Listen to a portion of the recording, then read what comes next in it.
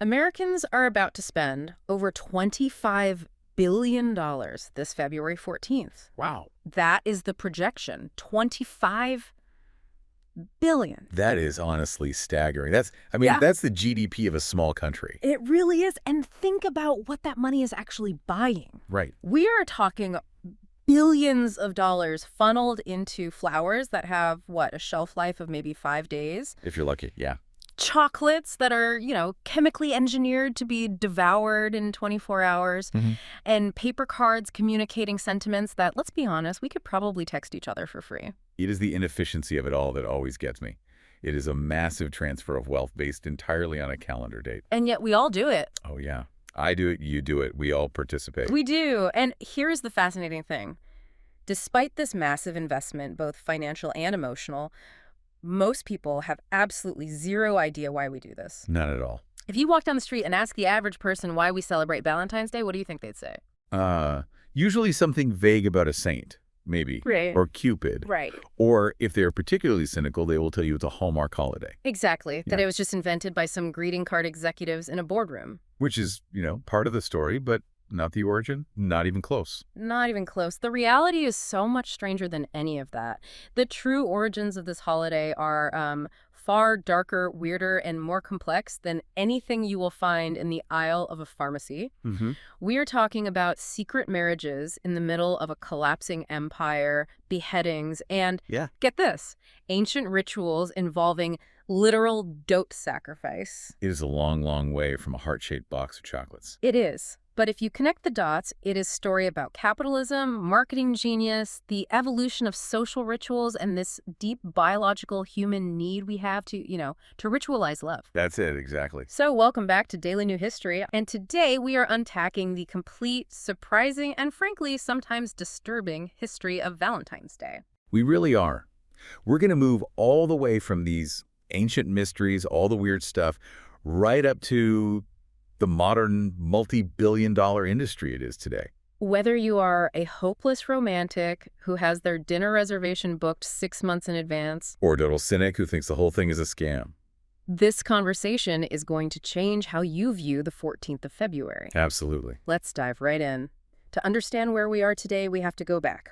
Way back. Further than most people think. And we're not starting with Saint Valentine. We are starting in ancient Rome. We have to talk about lupercalia. We do.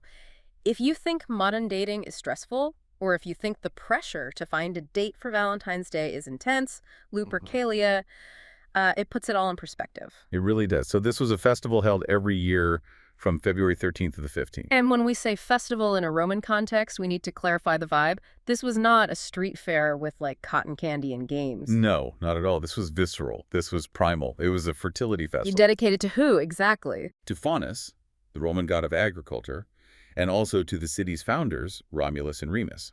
Okay, so the founders of Rome. And the location here is really important, right? Crucial. It all centered on the lupercal, which was the cave where the she-wolf supposedly nursed the twins. So it's a foundational mythological spot. Right. So picture the scene. It's mid-February in Rome. The priests, who are known as the luperci, gather at this sacred cave. And they are not wearing, red velvet or anything festive like that. No. They are there to perform a sacrifice. A very specific sacrifice. They would sacrifice a goat. For fertility. Exactly. And a dog. Or purification. Which sounds odd, but it actually ties into the month itself. It does. The dog sacrifice is particularly interesting because it signifies a sort of cleaning of the slate. February was historically a month of purification for the Romans. The name of the month even comes from that, right? Right. It comes from the Latin term, February, which means purification or purging. So the whole month was about spring cleaning for the soul. So they are purging the bad spirits with this ritual. But it's what happens after the sacrifice that really sets the tone for this. Well, for this holiday. This is where it gets really wild. The priests would strip the hide off the goat.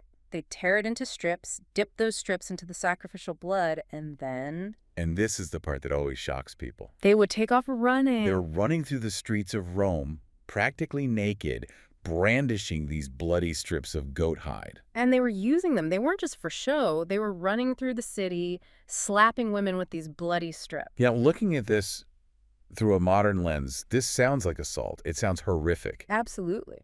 But we have to look at the anthropological context. Roman women didn't run away from that. No, they did the opposite. They lined up for it. They positioned themselves to be struck. Because of the superstition involved? Right. The belief was that the touch of the bloody hide would grant them fertility in the coming year. It was considered a blessing. So if you wanted a baby, or if you just wanted to ensure a safe childbirth, you actually wanted to get hit by the goat skin. Yes. It was a very physical transaction with the gods. You're showing your devotion and receiving a physical blessing in return. It is such a stark reminder that fertility and romance have always been linked, but the expression of that link has changed so dramatically. I mean, we went from hit me with a goat skin to buy me a diamond. It's quite a leap. But there was an actual matchmaking element to lupercalia too, wasn't there? It wasn't just the running and slapping. There was, and this is arguably the great-grandfather of, I don't know, Tinder or Hinge. The original swipe, right? Kind of. There was a lottery system. All the young unmarried women in the city would place their names in a large urn. Okay. The bachelors would then each draw a name from the urn, and they would be paired with that woman for the duration of the festival. So you just pull a name out of a jar, and that's your date for the fertility festival. No swiping, no bio, just pure chance. Pure chance. And historically, these pairings often lasted. Many of them actually led to marriage. Wow. So you have this chaotic mix of blood ritual and, like, administrative matchmaking. It's bizarre, but it was incredibly popular, right? This wasn't some fringe thing. Oh, it was huge. It ran for centuries. It even survived well into the rise of Christianity. Which brings us to the inevitable conflict. You have the early church gaining power in Rome. By the late 5th century, under Pope Gelasius I, the church is trying to consolidate its authority. And they obviously aren't going to be huge fans of a pagan festival involving goat blood, nudity, and random sexual lotteries. Yeah, that doesn't really fit the brand. It is a PR nightmare for the early bishops, but this is a classic example of syncretism, the blending of different beliefs. You can't just cancel a party that popular without offering an alternative. Exactly. The people will revolt. They love the festival. Yep. So the church needed to replace lupercalia with something that retained the timing and the general themes of love and fertility, but with a Christian veneer. A holy rebranding. That's a perfect way to put it. Enter the man, or I guess men behind the holiday, Saint Valentine. And men is the operative word here. We have to acknowledge that the history is incredibly murky. It's not clear-cut. Not at all. There are at least 3 different martyred saints named Valentine or Valentinus recognized by the Catholic Church. So we don't even know exactly which guy we are celebrating when we buy that card. Not entirely. One was a priest in Rome. Another was a bishop in a place called Interamna, which is modern-day Terni in Italy. And they both die around the same time. Both martyred in the second half of the 3rd century. But over time, their stories kind of merged into one composite hero figure. And that hero figure has a very specific legend. This is the narrative that gives us the romance. Right. It isn't just about a random martyrdom. There is a story here that explains the connection to love. And it's set in the 3rd century under the rule of Emperor Claudius II. Claudius Gothicus. He was a pragmatic, harsh leader. And we have to remember the context here. This is what historians call the crisis of the 3rd century. The Roman Empire is nearly collapsing. Exactly. They're fighting wars on all fronts. Plague is rampant. The economy is shaking. Claudius needs soldiers. Desperately. And he had a theory about why he couldn't get enough recruits. Right. He believed that single men made better soldiers than men with wives and families. Why? What was the logic there? He thought if a man was worried about his wife back home or his children, he wouldn't fight with the necessary reckless abandon. He would be cautious. He'd want to survive and get home. Which is not what you want in a soldier on the front lines. Not if you're a Roman emperor trying to hold a crumbling empire together. So Claudius did something drastic. He outlawed marriage for young men. A complete ban on marriage, just to build a better army. That is intense state control. It basically claimed that your body belongs to the state, not to your partner. It was. And this is where Valentine enters the story as a figure of, really, civil disobedience. He wasn't just a romantic. He was a political dissident. That's a great way to think about it. He felt this decree was unjust, that it violated divine law. So he defied the emperor. He continued to perform marriages for young lovers in secret. I love this narrative because it frames the very act of marriage as a rebellion. It is not just sweet, it is defiant. It turns romance into a revolutionary act against the state. Precisely. It gives the holiday a kind of punk rock origin story. It really does. But of course, you can't defy a Roman emperor forever. Eventually, he gets caught. He was caught and sentenced to death. And this is where the legend gets its signature sign-off, the part everyone kind of knows. This is the part. The story goes that while Valentine was in prison awaiting execution, he fell in love. Who? Some versions say it was the jailer's daughter whom he had befriended.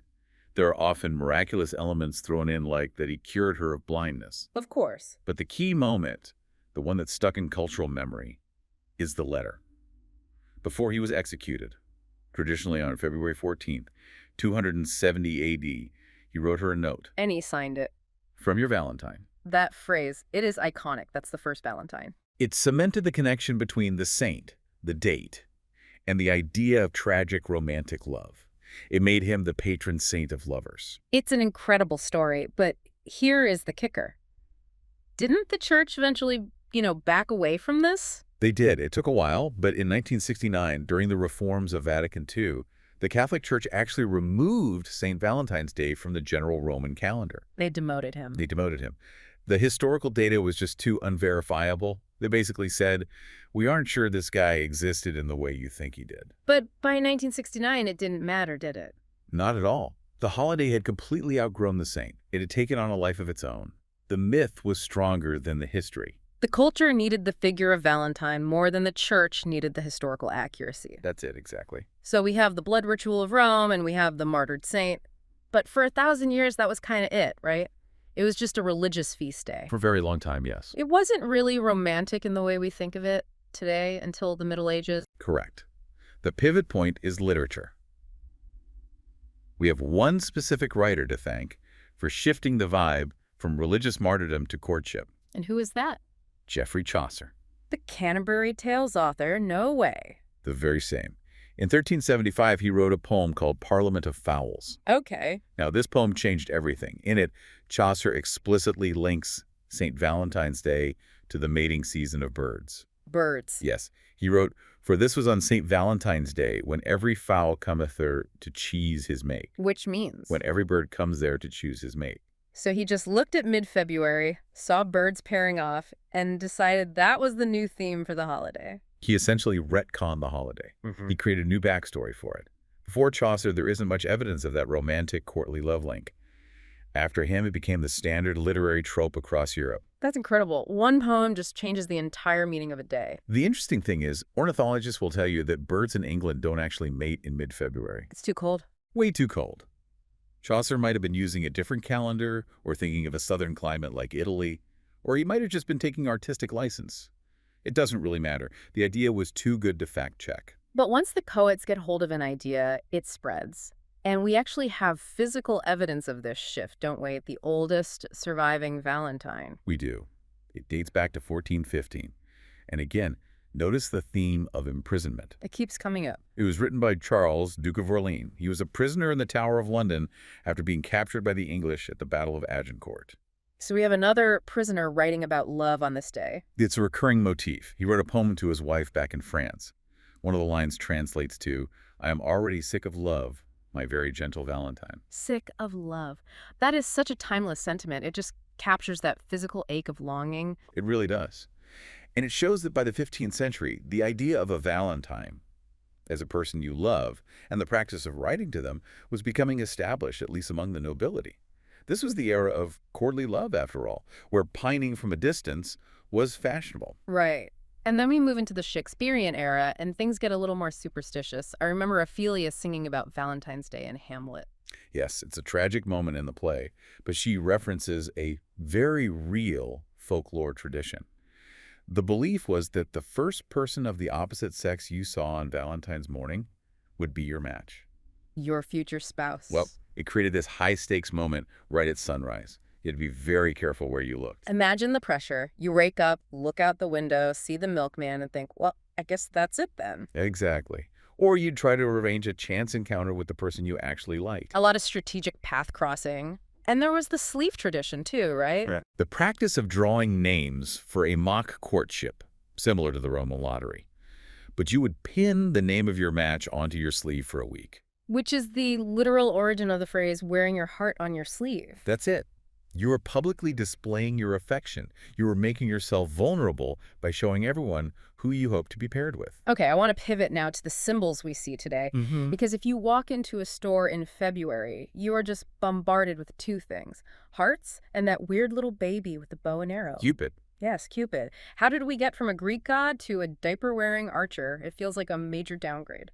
It is quite a transformation, and it mirrors how our culture has, sort of sanitized the idea of love itself. What do you mean? Originally, in Greek mythology, he was Eros. And Eros was not a baby. He was a handsome, primordial god representing sexual desire and attraction. He was a force of nature. He was dangerous.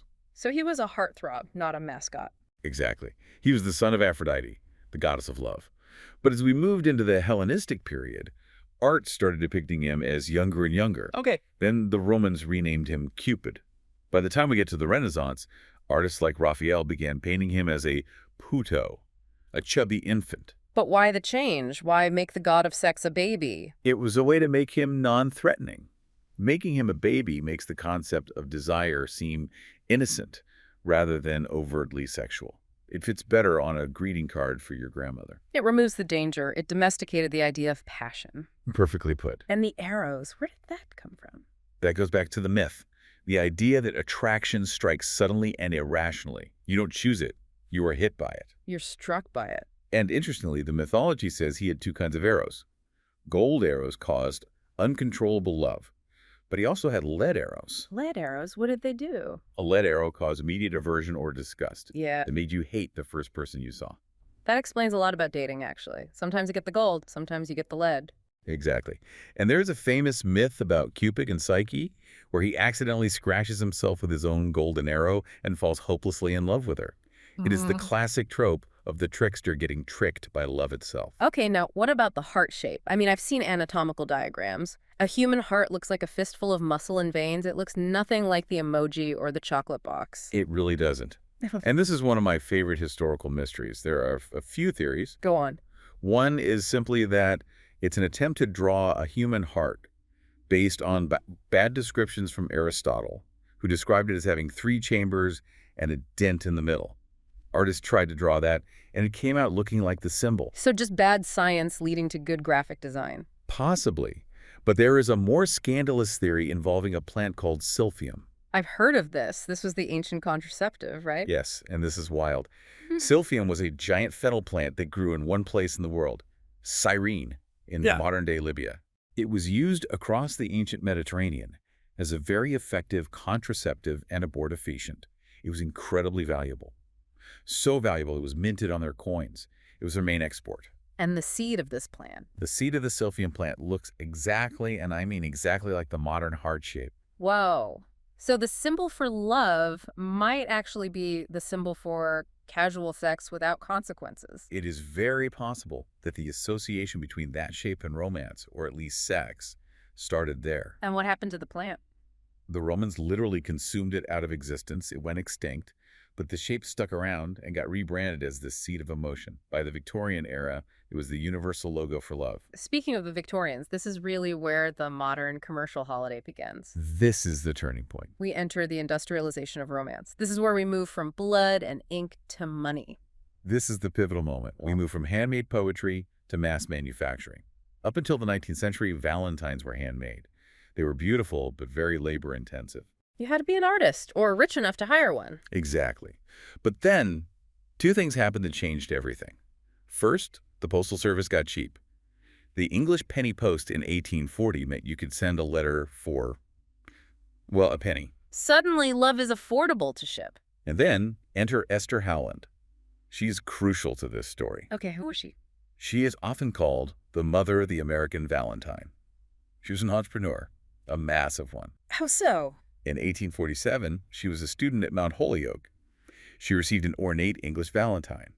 She looked at it and thought, I can do this better and I can scale it. A true innovator. Absolutely.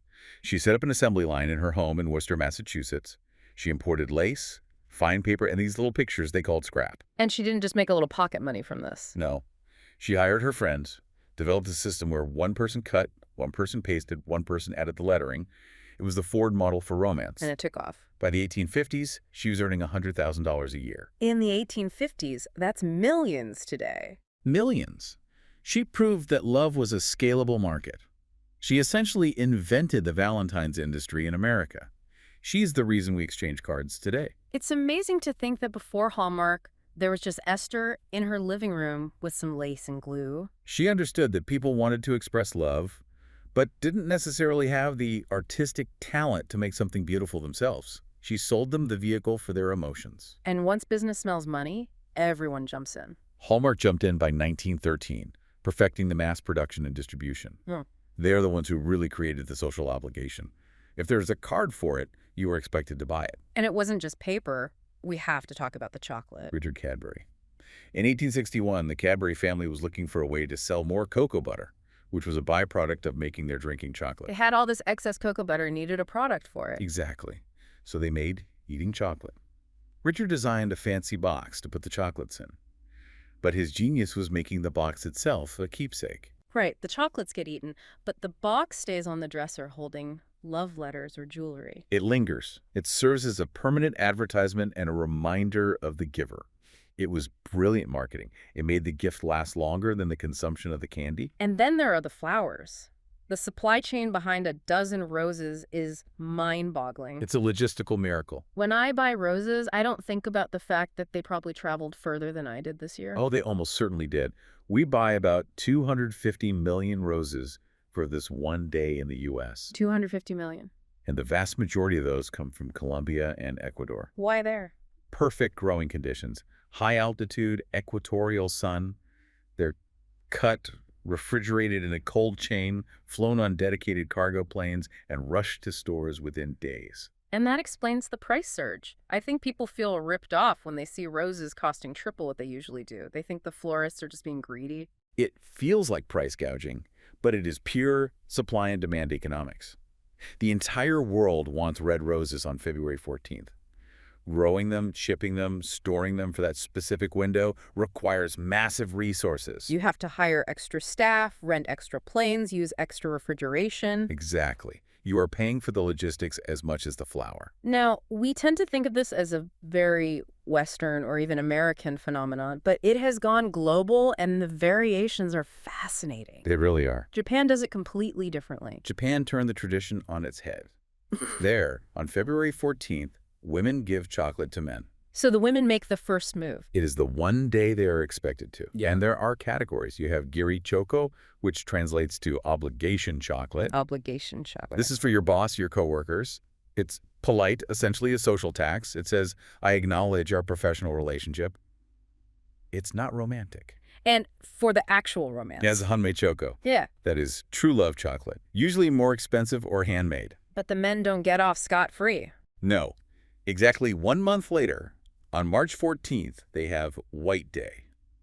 And what's that? This is when men reciprocate. And the tradition is that the return gift should be worth 2 or 3 times the value of the Valentine's gift they received. Wow, so there's a real expectation of return on investment. A big one. And it was invented by a marshmallow company, by the way. I was going to ask. It was. A marshmallow company started it in the 1970s, pushing white marshmallows. It eventually evolved into white chocolate and other expensive white gifts. It is pure marketing invention, but it has become a deeply ingrained cultural habit. Then you have South Korea, which takes it a step further with Black Day. This is my favorite. It's on April 14th. So a month after White Day. Right. If you didn't get a gift on Valentine's Day or White Day, you wear black and go out to eat jjajangmyeon, which are these noodles with a black bean sauce. It's a day for singles to commiserate. Or celebrate. They get together and just hang out. It's an anti-Valentine's Day that became its own holiday. It's amazing how these specific dates, the 14th of each month, have become ritualized. It creates a quarterly review of your love life. Exactly. In Latin America, though, the vibe's a bit warmer, right? Yes, in many countries like Mexico and Colombia, it is Dia del Amor y la Amistad, the day of love and friendship. So it's not just romantic love. Not at all. It takes the pressure off. You buy gifts for your friends, your family. It's much more inclusive. It acknowledges that love isn't just about who you sleep with. It's about your whole community. Which is a much healthier way to look at it, honestly. I agree. Okay, let's talk about the numbers because we started with that $25 billion figure. Where is that money actually going? The biggest chunk by far is jewelry. That's about $6 billion. 6 billion. Valentine's Day is a massive engagement season. It's the Super Bowl for jewelers. I feel like everyone knows someone who got engaged on Valentine's Day. It is almost a cliche at this point. It is consistent. Mhm. Then you have dining. It's the second busiest restaurant day of the year. Second only to Mother's Day. Exactly. Fixed menus everywhere. Inflated prices. You know the drill. And recently, a new category has been booming. Pets. Americans spend about $2 billion on Valentine's gifts for their dogs and cats. I am guilty of this. My dog definitely gets a special treat. But why do we do it? What is the psychology driving this spending? Why do we feel compelled to buy the dog a heart-shaped cookie? It is a mix of powerful drivers. Okay. First, you have social proof. When you see everyone else doing it on Instagram, the pressure to conform is immense. You don't want to be the only one not participating. It's FOMO on a societal scale. Completely. And then there's the fear of disappointing a partner. There is a strong sense of obligation. You don't want to be the person who forgot. Never. But biologically, gift giving also releases dopamine. It feels good to give, and it feels good to receive. There is actual chemistry involved too, especially with the chocolate. Right, you mentioned that there's a compound in chocolate. Phenylethylamine. It mimics the brain chemistry of falling in love. It raises your pulse, gives you a slight buzz. So giving chocolate is literally giving a small dose of a love drug. You are chemically reinforcing the bond. In a way, yes. However, we have to acknowledge the dark side. Because for a lot of people, this day is not happy. It creates a lot of anxiety. No, it can be very difficult. For single people, it can feel like Singles Awareness Day. SAD. Exactly. It highlights exclusion. If society says, today's the day we celebrate couples, and you aren't in a couple, you can feel invisible or defective. But even for couples, it acts as a stress test. The breakup spike. The data shows a significant spike in breakups around this time. If a relationship is on the rocks, the pressure of the holiday, the expectation to be romantic and perfect, can cause it to fracture. It shines a spotlight on the cracks in the foundation. It does. Or, people wait until just after the holiday to end it to avoid being cruel and dumping someone on the 14th. And the financial strain. People go into debt for this. The expectation to spend hundreds of dollars on a dinner and a gift can be crushing if you are living paycheck to paycheck. It can lead to real conflict about money. But the holiday is evolving. We are seeing alternatives pop up that feel a lot healthier. Valentine's Day is the big success story here. From Parks and Rec. Yes. It started as a joke on a TV show celebrating female friendship on February 13th. Leslie Knope invites her friends to breakfast. But it resonated so hard that it became a real holiday. Which shows that people wanted to celebrate love, but not just romantic love. They wanted to celebrate their friendships, which were often the most consistent loves of our lives. And self-love is becoming a marketing theme, too. Be your own Valentine. Buying yourself flowers, taking yourself to a spa, reframing the day as treating yourself. Technology is changing it, too. Oh, massively. Dating apps see a huge spike in usage in early February. It's the deadline effect. People scramble to find a date before the big day. It games the algorithm. So we have covered goats, saints, entrepreneurs, and billions of dollars. But let's unpack the why.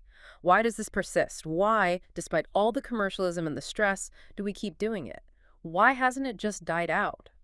I think it comes down to the human need for ritual. We have rituals for birth, for death, for the harvest. We need a ritual for love. It's one of the most important forces in our lives. It's a marker in time, a day set aside. Exactly. Life is busy. We get complacent. We take our partners for granted.